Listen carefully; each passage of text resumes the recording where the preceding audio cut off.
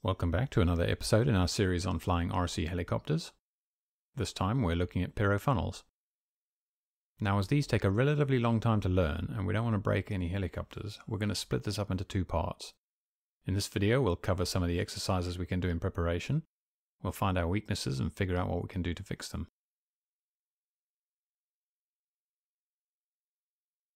Learning Piro funnels is mostly about getting your orientations down and being able to switch to them and through them quickly. So we'll start with four-way funnels to make sure we've got the basics. This is simply a series of complete funnels and quarter piros so that we're doing funnels forwards, backwards, nose up and nose down. Where you do the quarter piro doesn't matter, as long as you can go around in all four orientations upright and four inverted. Next is quarter piro funnels. This is just going around in large funnels while doing multiple quarter piros. After each quarter piro, we want to stabilize and fly for a few meters in the funnel before doing the next quarter piro.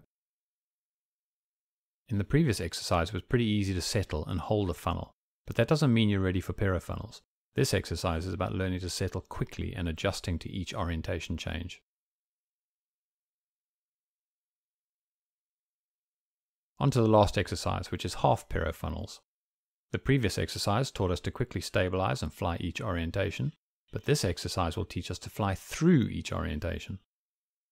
So if we start forwards, half Piro to backwards, stabilize, half Piro to forwards, stabilize, and so on, we'll be transitioning through tail up and tail down. We'll also do these pausing at nose up and nose down. So now we're learning the transition through forwards and through backwards.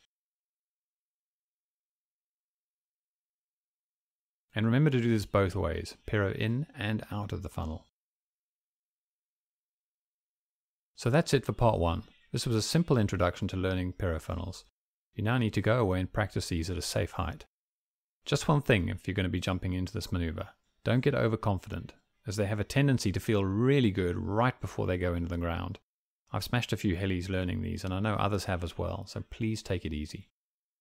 By the way, Smack Talk RC has an episode on Piro circles which I've linked to in the description. It's definitely worth a watch as they use a similar method to what we're starting here. Don't forget to subscribe to get updates on future videos. All our content is available on YouTube and rchelicopterhub.com. Until next time, good luck.